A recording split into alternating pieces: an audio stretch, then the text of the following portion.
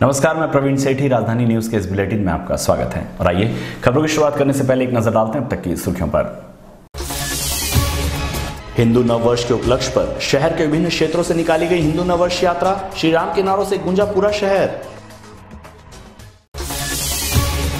मंत्री से राय पहुंचे एमजीएम अस्पताल प्रबंधन की कार्य प्रणाली पर उठाए सवाल।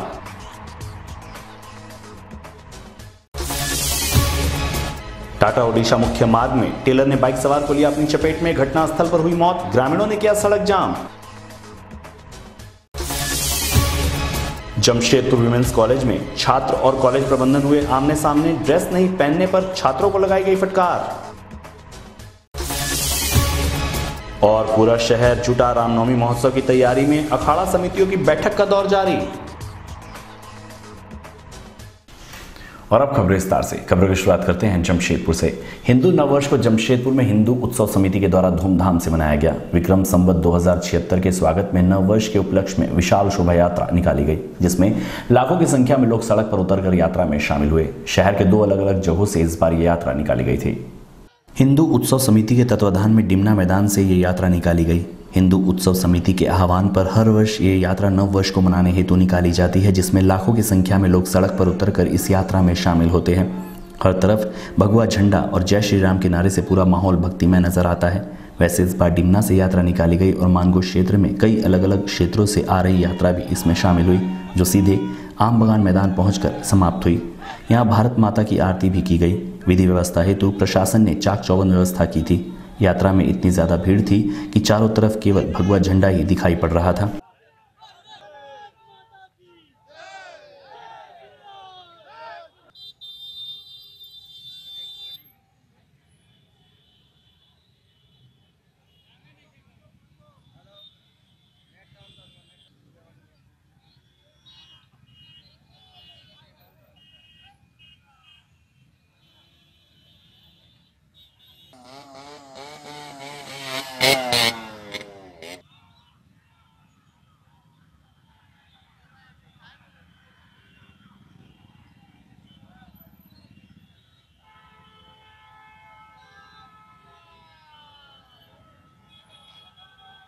वहीं दूसरी तरफ बर्मामाइंस क्षेत्र से भी नववर्ष यात्रा निकाली गई, जो साक्षी होते हुए आम बगान मैदान पहुंची। इस यात्रा में भी लाखों की संख्या में लोगों की भीड़ दिखाई पड़ी। सभी ने जय श्री राम के नारे लगाए। सड़क के दोनों ओर से यात्रा में लोग शामिल हुए, जिस कारण इस सड़कों पर आवागमन पूर्ण रूप से बंद किया गया था। पूरे यात्रा के दौरान शहर का माहौल राममय बना हुआ था।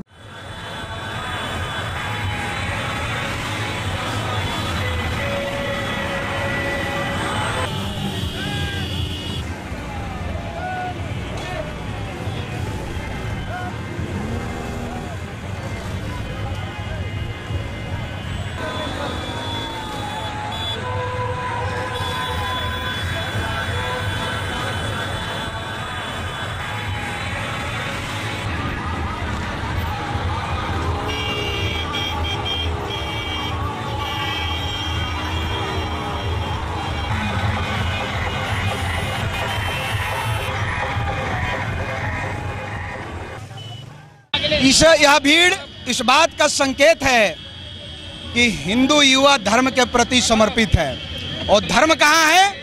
वह हिंदू उत्सव समिति में है। और हिंदू उत्सव समिति का यात्रा कहाँ से है? तो हिंदू उत्सव समिति का यात्रा जमशेदपुर स्थित बर्मामाइंस दुर्गा पूजा मैदान से है।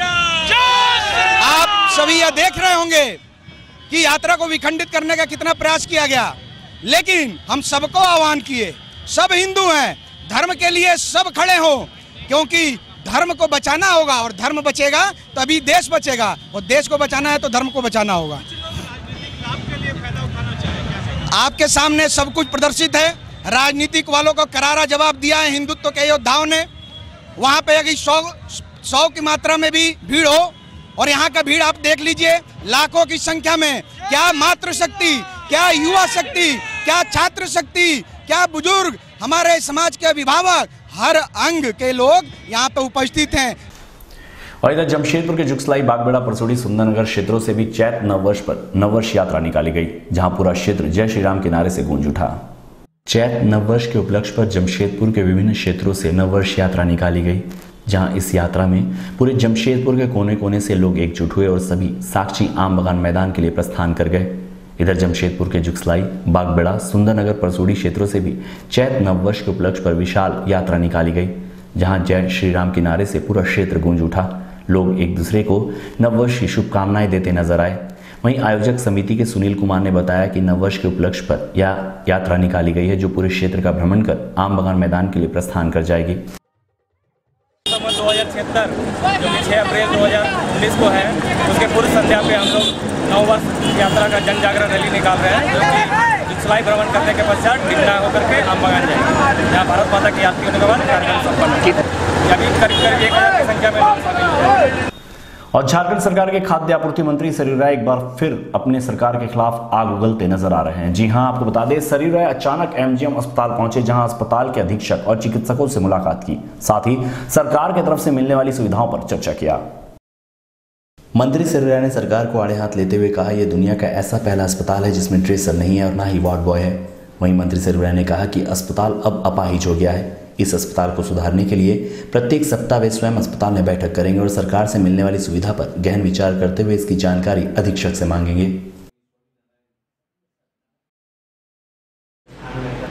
खत्म हुआ, उसको भगा दिया, आप दूसरे नंबर चलाइए, फोटोकॉपी करवाइए, सब।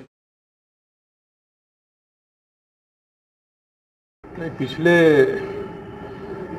कई दिनों में हम लोगों ने सरकार से बात किया है। सरकार की ओर से सचिव ने यहाँ के सुपरिटेंडेंट को भी बुलाया था कि यहाँ पर कमी क्या है इस अस्पताल में, उस कमी को कैसे सरकार ठीक करे। तो आज मैंने फिर सचिव से बात किया कि पिछली बार जो बैठक आपने किया उसके हिसाब से हुआ क्या क्या। तो उन्होंने कहा कि हमारे पास 3 दिन पहले फाइल आ गई है, हम तुरंत कर देते हैं। तो मैंने यही तय किया है कि हर हफ्ते एक दिन आधा घंटा, 1 घंटा, 1.5 घंटा जैसा भी सिचुएशन रहेगा, मैं इस अस्पताल में आऊँगा, सुपरिटेंडेंट साहब के कमरे में बैठूँगा और सरकार की ओर से इस अस्पताल को क्या किया जाना है उसकी हम समीक्षा करेंगे वीकली। अस्पताल कैसे काम कर रहा है ये अलग बात है, अस्पताल काम कर रहा है, क्या कमी है, क्या बेसी है, इसकी ओर ध्यान देने से ज़्यादा ज़रूरी है कि सरकार को क्या करना है इसके लिए और सरकार उसमें से कर क्या रही है। तो मुख्य रूप से आज मुझे लगता है कि देश का पहला अस्पताल होगा जहां कई महीनों से कोई ड्रेसर नहीं है और वार्ड बॉय नहीं है, सफाई कर्मचारियों की कमी है, सीनियर रेजिडेंट जो डॉक्टर हैं, कई लोग यहां से उनकी अवधि पूरा हो गई चले गए, मई में और 5-7 लोग जा रहे हैं। तो धीरे धीरे ये अस्पताल पंगु हो जाएगा। इधर पूर्वी सिंहभूम जिले के कवाली थाना क्षेत्र के रासुन चोपा टाटा ओडिशा मुख्य मार्ग में एक टेलर ने बाइक सवार को कुचल डाला, जहां मौके पर ही बाइक चालक की मौत हो गई। वहीं ग्रामीणों ने मुआवजे की मांग को लेकर टाटा ओडिशा मुख्य मार्ग जाम कर दिया। बता दें, मृतक का नाम नरेंद्र सरदार है। इधर घटनास्थल पर पुलिस पहुंची और मामले को शांत कराने की कोशिश की।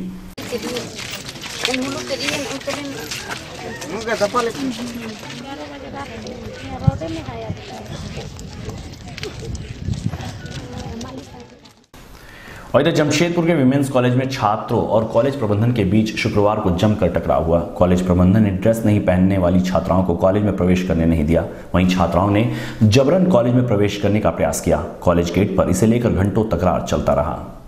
बताया जा रहा है कि कॉलेज प्रबंधन की तरफ से ड्रेस का शुल्क पूर्व में ही जमा ले लिया गया था और सभी को ड्रेस प्रदान कर दिया गया है, लेकिन कॉलेज में बड़ी संख्या में छात्राएं इतने दिनों बाद भी बिना ड्रेस के पहुंच रही हैं और शुक्रवार को भी बिना ड्रेस के कॉलेज पहुंची, जहां सभी छात्राओं के प्रवेश पर रोक लगा दिया गया। इसके बाद कॉलेज की प्राचार्य ने आई कार्ड के आधार पर छात्राओं को प्रवेश करने दिया। कॉलेज की प्राचार्य ने कहा कि इस नियम को केवल इसलिए लागू किया गया है ताकि कॉलेज में बाहरी तत्वों के प्रवेश पर रोक लग सके। उन्होंने कहा कि कॉलेज में आए दिन चोरियां हो रही है और ये केवल इसलिए हो रही है क्योंकि कॉलेज में बिना ड्रेस के प्रवेश पर रोक नहीं है। इस कारण से इस नियम को सख्ती से लागू किया गया है।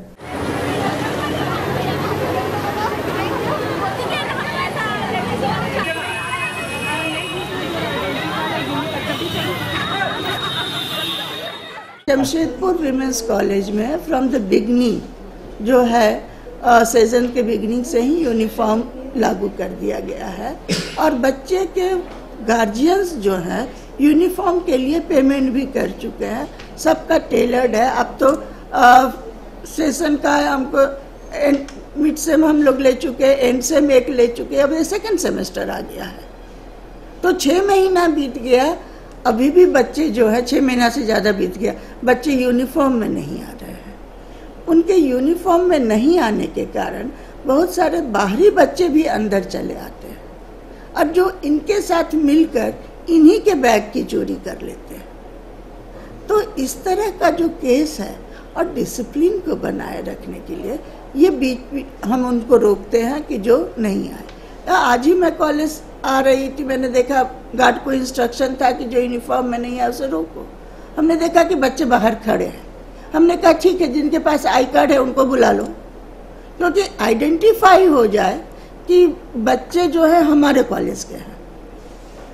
तो आई कार्ड जिनका था उनको मैं अपने चैम्बर में रखवा लिया आई कार्ड, मैंने यूनिफॉर्म पहन के आना, आई कार्ड हमसे ले जाना। और जमशेदपुर स्थित टाटा मोटर्स कंपनी प्रबंधन के समक्ष टेल्को मजदूर यूनियन के द्वारा प्रदर्शन किया गया। साथ ही प्रबंधन को मजदूरों से जुड़ी 11 सूत्री मांगों से संबंधित मांग पत्र भी सौंपा गया। हालांकि पूर्व से ही मजदूरों के द्वारा ये मांगे कंपनी के समक्ष उठाई जा रही है। शुक्रवार को एक बार फिर यूनियन के द्वारा कंपनी गेट पर प्रदर्शन किया गया और मांग पत्र सौंपा गया। इस दौरान यूनियन के अध्यक्ष ने कहा कि कंपनी के द्वारा न्यूनतम वेतन को लागू किया जाना चाहिए, साथ ही ग्रेड रिवीजन भी किया जाना चाहिए। महंगाई भत्ते को 100% बुनियादी वेतन में जोड़ दिया जाना चाहिए। वहीं इन्होंने कंपनी में कार्यरत 22 मजदूरों को बार बार बैठाए जाने पर मेडिकल सुविधा को बंद किए जाने का विरोध दर्ज कराया और कहा कि उनके मेडिकल सुविधा को बरकरार रखा जाए। वहीं अस्थायी तौर पर कंपनी में कार्य कर रहे ठेका मजदूरों की मांगों को भी कंपनी के समक्ष इनके द्वारा उठाई गई।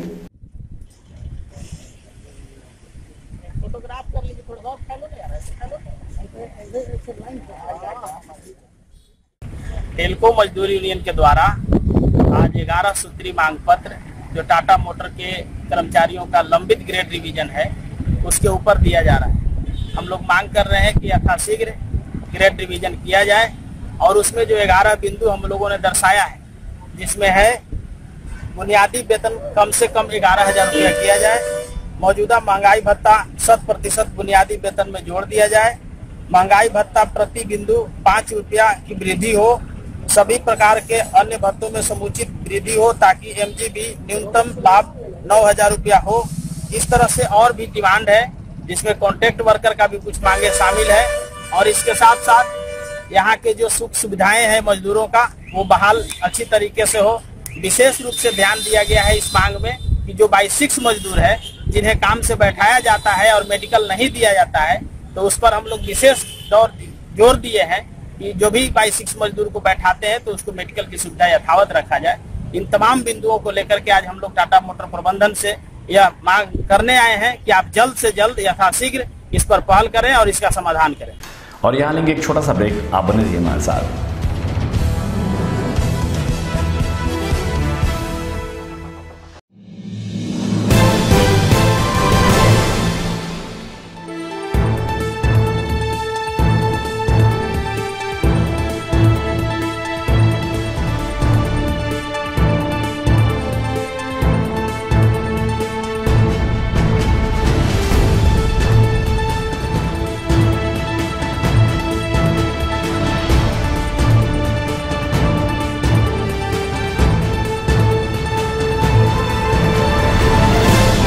देखिए, राजस्थान योग मंडल एक अपनी जुगसलाई की काफ़ी पुरानी मारवाड़ी समाज की संस्था है और इसका स्कूल सबसे पुराना स्कूल है यहाँ पे। आज भी इस स्कूल के जो बच्चे पढ़ के निकले हैं अच्छे अच्छे बड़े बड़े पोस्टों में, सरकारी पदों में और समाज में कई स्थान में हैं।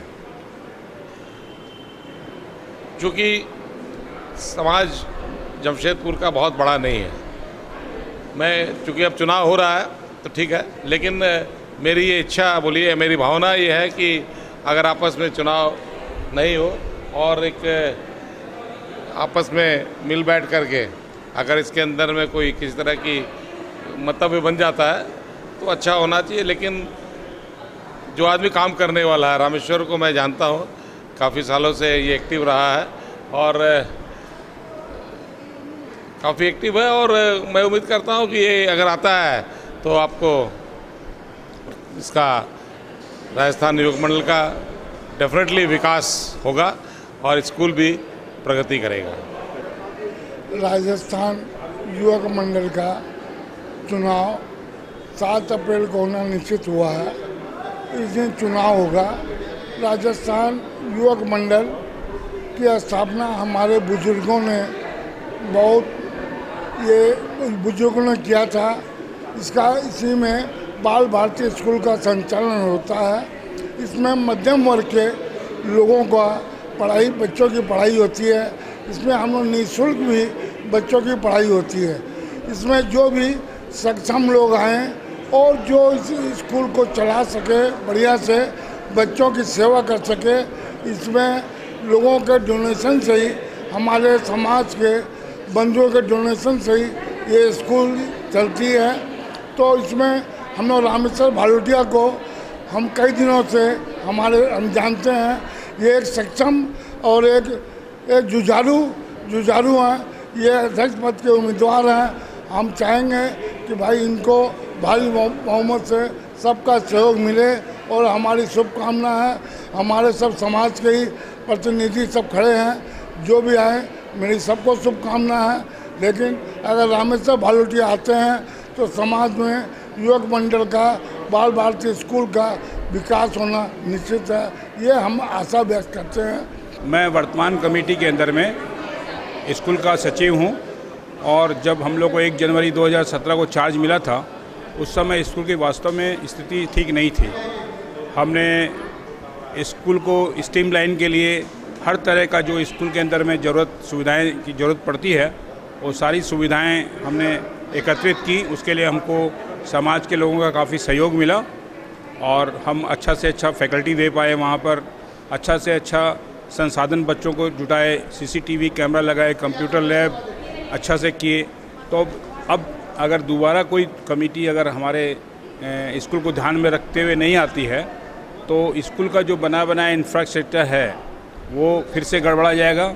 इसलिए हमारा मानना है कि रामेश्वर अग्रवाल भालोटिया जी की टीम अगर आती है तो उस प्रोजेक्ट को कंटिन्यू करेगी जो हमने चालू किया था। इसलिए मेरी शुभकामना उनके साथ में कि वो आएँ और स्कूल को निरंतर प्रगति की ओर ले जाएँ। राजस्थान युवक मंडल का चुनाव होने जा रहा है। बहुत खुशी की बात है। शांतिपूर्ण ढंग से चुनाव होगा और दोनों ग्रुप अपना ही है और जो भी जीत के आता है, चाहे रामेश्वर भालोटिया का ग्रुप हो, चाहे वासुदेव खेमका का ग्रुप हो, हम चाहेंगे स्कूल का विकास हो, इस क्षेत्र का विकास हो। और यहाँ जिस तरह से पहले से जो बच्चे पढ़कर दूसरे अपने शहरों में जाके जमशेदपुर का नाम कमा रहे हैं, आने वाला समय में जो भी टीम आएगा स्कूल का विकास करेंगे और यही मेरी शुभकामना है। 7 अप्रैल को जो राजस्थान युवक मंडल का चुनाव होने वाला है, उसमें मतदाताओं से यही मेरा आह्वान होगा कि अपने स्वेच्छा से बढ़िया कैंडिडेट जो आपको लगता है, जो युवक मंडल के लिए काम करे, ना कि बहुत से कैंडिडेट ऐसे खड़े हैं इसमें जो चुनाव जीत करके एक बार भी मंडल को झांकने नहीं जाते मंडल में। तो ऐसे कैंडिडेटों को जिता करके कोई फायदा नहीं है। बस एक समाज में उनका नाम है इस बोल करके वो चुनाव जीत तो जाते हैं, लेकिन मंडल का कार्य के लिए कभी भी सामने नहीं आते हैं। इसलिए मुझे यही बोलना है कि जो जुझारू कैंडिडेट हैं, जो कर्म पे विश्वास रखते हैं, कर्म प्रधान वाले आदमी हैं, उनको इस चुनाव में जिताया जाए, जिससे कि आगामी आने वाले वर्ष में मंडल का भविष्य और ज़्यादा उज्जवल होगा। मंडल का उद्देश्य जो है बच्चों को शिक्षा देना, इस पे मंडल तत्पर होकर के कार्य करेगी। मैं जुगसलाई में काफ़ी संस्थाओं से 1984 से जुड़ा हुआ हूँ। पहले उन्होंने संस्था बनाई थी क्रिएटिव आइज, फिर हम लोग माड़ी युवा मंच से जुड़े सारे, और उस समय से मैं जुगसलाई में ही मेरा कार्यक्षेत्र रहा है। और मैं सुनारी में रहने वाला सुनारी का हूँ, मतलब मैं शुरू से 84 से ही जुगसलाई जाना आना कर रहा हूँ। और मैं अभी वर्तमान में कई संस्थाओं से जुड़ा हुआ हूँ और अभी इसमें महिला मंच अपने राजस्थान युवक मंडल में चुनाव लड़ रहा हूँ। मैं स्कूल के विकास के लिए कुछ करना चाहता हूँ। वहाँ मैं अभी अपनी एक संस्था है राजस्थान मैत्री संघ, वहाँ हम लोग की 2 स्कूलें चल रही है। वो स्कूल का मैं अभी सेक्रेटरी हूँ राजस्थान मैत्री संघ का। तो वहाँ जो विकास मैं देख रहा हूँ, जो वहाँ काम कर रहा हूँ, उसी तरह का कार्य यहाँ भी बढ़ा करके इसको भी अच्छी पोजीशन में ले जाने की कोशिश करूँगा। ये मेरा वक्तव्य, मेरा वादा है कि मैं इसको स्कूल को जहाँ अभी है उससे 10th लेवल तक ले जाने की कोशिश करूँगा। और मैं समाज को यही संदेश देना चाहती हूँ कि वोट लड़ाई कोई भी लड़े, लेकिन वोट हमें आपसी समझ से और अपनी स्वतंत्र अधिकार है कि हमें सोचकर उसी व्यक्ति को वोट देना चाहिए। हम लड़ाई किस लिए लड़ रहे हैं कि मंडल को ऊंचाइयों पे पहुंचाने के लिए। तो हम चाहते हैं कि ऐसे व्यक्ति को वोट दे जो मंडल के उत्थान में आगे हो, सहमत हो। और हम चाहते हैं कि ये जो 2 ग्रुप बना है इस तरह के मतभेद भी ना हो और हर वो सक्षम व्यक्ति है जो भी खड़ा होता है इलेक्शन में, अपने आप को सब सक्षम मानता है, लेकिन कोई होता है कि सिर्फ नाम के लिए, एक होता है कि नहीं मुझे अपने मेहनत से अपने उसको राजस्थान युवक मंडल को आगे ले जाना है, स्कूल का उद्धार करना है। तो मेरा मत है कि अच्छे व्यक्ति को वोट दें और अपनी सहमति से अच्छे लोगों को ही सेलेक्ट करें।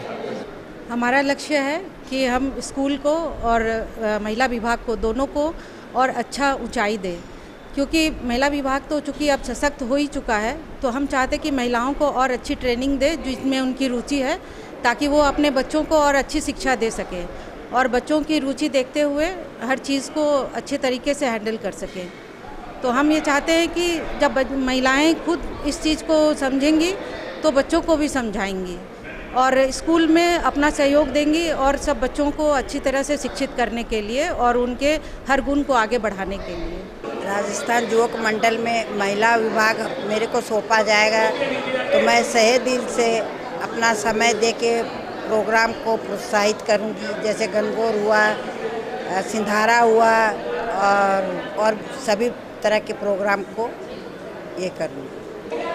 मेरा सोच है कि युवा मंडल और ऊंचाइयों पे जाए। अब तक जो काम कर रहा है और आज का जनरेशन और अच्छा चाहता है और यंग जनरेशन और अच्छी सोच लेके आ रहा है। मेरा मानना है कि जो अच्छा काम करेगा मैं उसी को मत दूँगी और लड़ाई झगड़ों में कुछ नहीं रखा। लड़ाई आपसी मतभेदों से काम अच्छा नहीं होता है। आपसी लोग मिल के अच्छे को वोट दे के और विजय बना के हम मंडल का भविष्य अच्छा कर सकते हैं।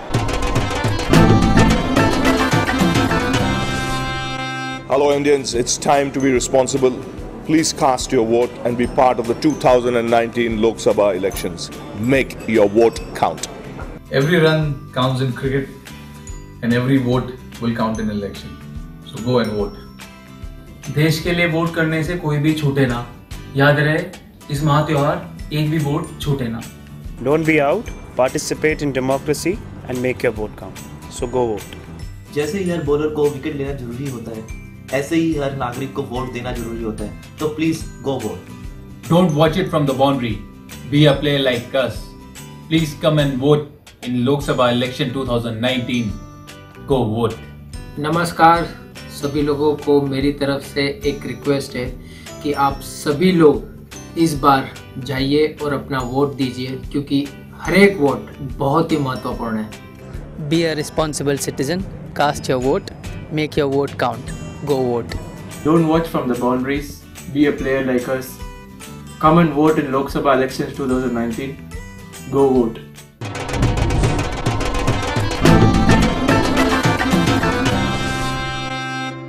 साहब सिक्का। वेरी गुड, सिक्का ले आया। अब छत से पानी टपकना, दीवार की सीलन, सभी प्रॉब्लम चुटकियों में मिट जाएगी। इतनी पुरानी प्रॉब्लम सॉल्व हो जाएंगी? क्या मतलब? वर्ल्ड क्लास कंपनी है, दुनिया भर की ऐसी सभी प्रॉब्लम सॉल्व कर रही है। सिक्का यानी हम सब की खुशी। सिक्का वाटर प्रूफिंग सिस्टम। अब चिंता किस बात की? सिक्का है ना। जागो ग्राहक जागो, असली पहचानो। कलश का रजिस्टर्ड ट्रेडमार्क नंबर और होलोग्राफिक देखकर ही खरीदे। कलश सूजी, मैदा, बेसन, सत्तू एवं शरबती आटा।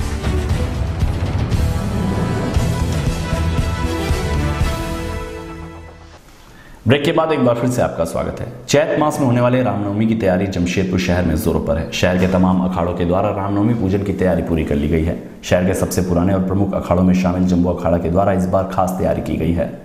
वैसे तो जमशेदपुर शहर में 150 से ज्यादा रामनवमी के अखाड़े हैं, जहां रामनवमी पूजन किया जाता है और भव्य शोभा यात्रा भी निकाली जाती है। शहर के प्रमुख और पुराने अखाड़ों में शुमार भालूबासा स्थित जम्बू अखाड़ा द्वारा इस बार खास तैयारी की गई है। 6 अप्रैल से लेकर लगातार 15 अप्रैल तक ये पूजन अनुष्ठान चलेगा। रामनवमी के दौरान इस बार आतिशबाजी और झांकियां यहां आकर्षण का केंद्र रहेगी।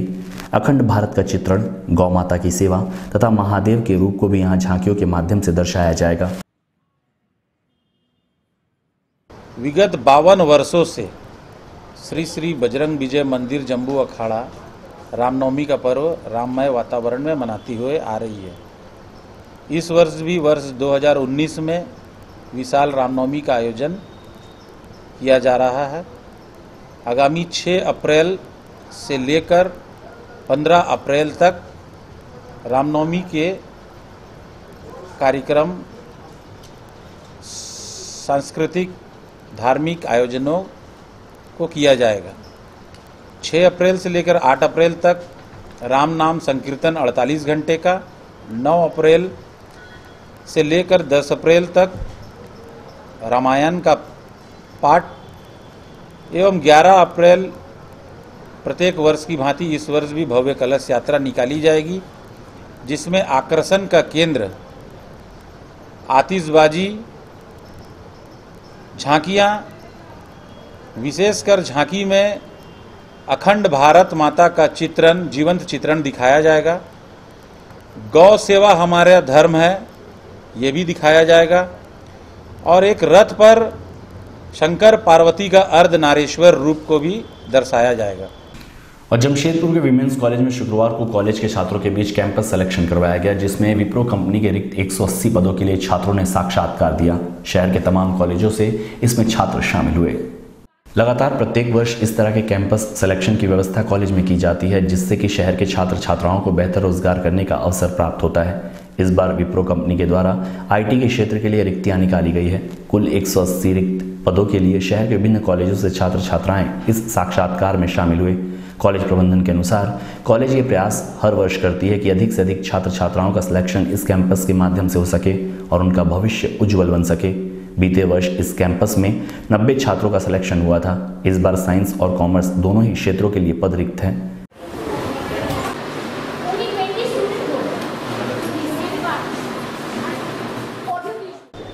आज हमारे कॉलेज में कैंपस ड्राइव थी विप्रो कंपनी से। हमारा कॉलेज हमेशा इस तरह की कैंपस ड्राइव कंडक्ट करवाता है और ये पूल कैंपस है, मेगा ड्राइव है आज और कल के लिए। आज साइंस स्टूडेंट के लिए है, कल कॉमर्स के स्टूडेंट के लिए होगा। ये जो बच्चे सिलेक्ट होंगे वो विप्रो में काम करेंगे, हैदराबाद, बैंगलोर, दिल्ली जैसी जगह पे। एंड उनको बिट्स पिलानी से, साइंस स्टूडेंट को बिट्स पिलानी से एमटेक की भी डिग्री मिलेगी and they will be getting a salary up to 23,000। And आज 180 स्टूडेंट ने पार्टिसिपेट किया है इस कैंपस ड्राइव में ऑल ओवर जमशेदपुर कॉलेज। ये एक है सॉफ्टवेयर एनालिस्ट के लिए। वैकेंसी पैन इंडिया पे चल रही है, तो इफ़ 180 गेट सिलेक्टेड 180 बच्चों को वो ले भी लेंगे। इस तरह की हर साल बहुत सारी कंपनीज आती हैं, नहीं भी तो ऑन एन एवरेज 10 कंपनीज आती हैं हमारे कॉलेज में जो बच्चों को लेकर के जाती हैं। और जमशेदपुर के बिष्टुपुर स्थित तुलसी भवन में जायसवाल समाज के द्वारा एक प्रेस वार्ता का आयोजन कर 7 अप्रैल को होने वाले वैवाहिक परिचय सम्मेलन की जानकारी दी गई। समाज के लोगों को एक छत के नीचे लाने के उद्देश्य से इस तरह के कार्यक्रम का आयोजन किया जा रहा है, ताकि समाज के युवक युवतियों के परिजनों को अपने बच्चे के वैवाहिक जीवन के लिए वर वधू के तलाश के लिए परेशानियों का सामना न करना पड़े। वहीं समाज के अध्यक्ष दीपक कुमार जायसवाल ने बताया कि जायसवाल समाज, व्याहुत समाज व सुंडी समाज के लोगों को अपने बच्चों के विवाह के लिए कड़ी मशक्कत करनी पड़ती है। उन्होंने बताया, जायसवाल समाज के द्वारा 7 अप्रैल को बिष्टुपुर स्थित माइकल जॉन ऑडिटोरियम में वैवाहिक परिचय सम्मेलन का आयोजन किया जा रहा है, जिसमें 7 राज्यों से समाज के लोग शिरकत करेंगे और राष्ट्रीय स्तर पर एक दूसरे के साथ अपने परिचय को बढ़ाएंगे, ताकि विवाह के समय वर वधू के लिए समाज के लोगों को किसी तरह की परेशानियों का सामना न करना पड़े। साथ ही उन्होंने बताया, इस परिचय सम्मेलन का मुख्य उद्देश्य है युवक युवतियाँ अपनी इच्छा अनुसार अपने लिए वर वधू को चुन ले। हम लोग वैवाहिक परिचय सम्मेलन जो है जायसवाल समाज, व्याहुत समाज और सुंडिक समाज, ये तीनों समाज के लड़के और लड़कियों के लिए वैवाहिक परिचय सम्मेलन हम लोग कर रहे हैं।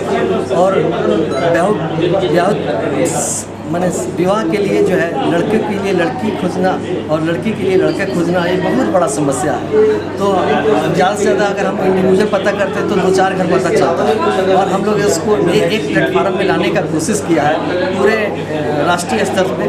तो ज़्यादातर हमारे 7 स्टेट जो है, जो हमारे पड़ोसी है, बंगाल है, बिहार है, झारखंड है और छत्तीसगढ़ है, उड़ीसा है, इन सभी जगहों से लोग आ रहे हैं और अपने लड़के लड़कियों को लेके आ रहे हैं। और इसमें इंजीनियर्स हैं, डॉक्टर्स हैं, गवर्नमेंट सेक्टर के लोग हैं। ये सम्मेलन जो 7 अप्रैल को होने जा रही है, कहाँ पर? और ये माइकल जॉन ऑडिटोरियम में होने जा रही है। इस कार्यक्रम से लोगों को बहुत ही समाधान होता है कि एक के जगह में 10 तरह के लड़कों को देखने का मौका मिलता है और अपना चॉइस मिलता है। ये लड़की को भी अब चॉइस करने का मौका मिलता है और लड़के को भी चॉइस करने का मौका मिलता है।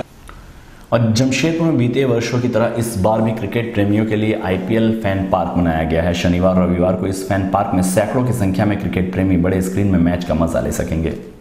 बिष्टुपुर स्थित जी टाउन मैदान में इस फैन पार्क का निर्माण कराया गया है। मुख्य रूप से इस फैन पार्क में बड़े स्क्रीन में मैच लाइव दिखाया जाएगा। बीसीसीआई की तरफ से 36 शहरों में एक साथ फैन पार्क बनाया गया है जिसमें मैच का मजा लोग ले सकेंगे। इसमें खास बात ये होती है कि इस फैन पार्क में लोग स्टेडियम की तरह मजा ले सकेंगे। बच्चों और बुजुर्गों के लिए यहाँ खास व्यवस्था की गई है। शनिवार को 2 मैच और रविवार को 2 मैच यहाँ दिखाया जाएगा। साथ ही यहाँ प्रवेश बिल्कुल ही निःशुल्क है। आईपीएल फैन पार्क ये एक बीसीसीआई का खुद का प्रोजेक्ट है। ये पिछले 5 साल से चल रहा है। जमशेदपुर में ये दूसरी बार फैन पार्क आया है। पूरे हिंदुस्तान में 36 शहर सिलेक्ट होते हैं जिसमें ये आईपीएल फैन पार्क लगता है। ये आने वाले सैटरडे और संडे को आईपीएल फैन पार्क यहाँ जमशेदपुर में जी टाउन में आ रहा है। जमशेदपुर के लोगों के लिए ये बिल्कुल निःशुल्क है। इसमें कोई भी टिकट की ज़रूरत नहीं है। इसमें बच्चों से लेकर बूढ़ों तक सबके लिए उनके मनोरंजन के लिए मैच के अलावा बहुत सारी चीज़ों का यहाँ पे व्यवस्था की गई है। और चाहता हूँ कि जमशेदपुर के लोग, जमशेदपुर के जो क्रिकेट प्रेमी हैं वो ज़्यादा से ज़्यादा इस फैन पार्क का जी टाउन में आके मज़ा ले और स्टेडियम में मैच देखने का माहौल क्या होता है वो एक एक्सपीरियंस करें। और चलने से पहले एक नजर डालते हैं अब तक की सुर्खियों पर। हिंदू नववर्ष के उपलक्ष्य पर शहर के विभिन्न क्षेत्रों से निकाली गई हिंदू नववर्ष यात्रा। श्री राम के नारों से गूंजा पूरा शहर। मंत्री से राय पहुंचे एमजीएम अस्पताल प्रबंधन की कार्य प्रणाली पर उठाए सवाल।